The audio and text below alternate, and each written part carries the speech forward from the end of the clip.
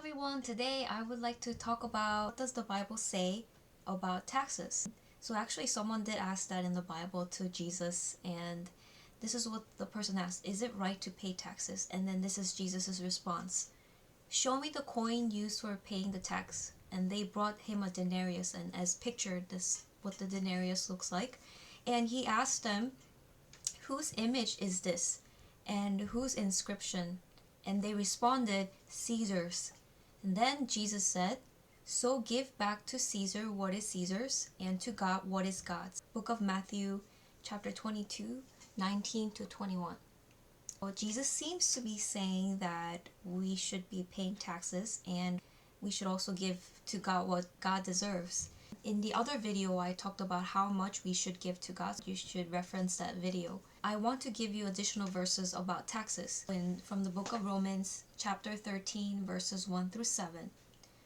Let every person be subject to the governing authorities, and those that exist have been instituted by God. Therefore, whoever resists the authorities resists what God has appointed. For because of this, you also pay taxes, for the authorities are ministers of God, attending to this very thing.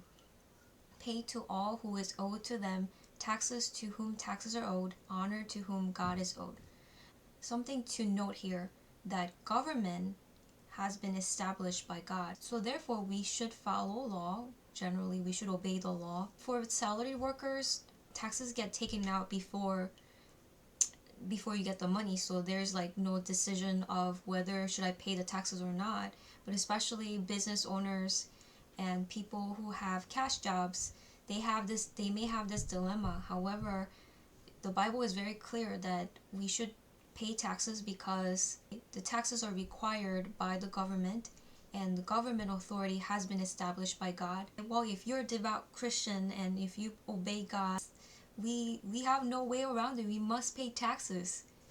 And so, but then there is a good news about it. Yes, you have to pay taxes, but you can control the tax timing. Tax timing is actually a legal method of paying taxes. You should pay taxes at one point, but you can control when you pay taxes, and the amount of money you walk away with is drastically different. And there are three different timings of taxes. There's tax now, tax later, and tax advantaged. For tax now is very simple. You just get taxed every year. And then there's the tax later, where you don't pay taxes now, but then when you save your money and it grows, and later when you try to access that money, you have to pay taxes. And then there's a tax advantage is when you pay taxes now, but when the money grows later, the earnings can be accessed tax-free. For tax now, you can see it in your pay stub, bank, stock, and for tax later, 401k and IRA. And then there's tax advantage, like for Roth IRA and 529 college savings plans and cash value life insurance. So let me show you the tax timing. Let's say you save $200 for 30 years, and then maybe it matures with the 7% interest, and let's say that there's a maybe tax rate of 28%. So with tax now, you get, after being taxed, you get this much money, $169,786. And then with tax later, where you don't pay taxes now, but after the money grows and when you access the money, you pay taxes then you walk away with $176,000 and $700. So there seems to be like maybe slightly more, but when we apply the tax advantaged or tax-free category, you see a huge difference. And so you walk away with a lot more money, and that's why it's called tax advantaged. This is how much of a difference it makes depending on the tax timing.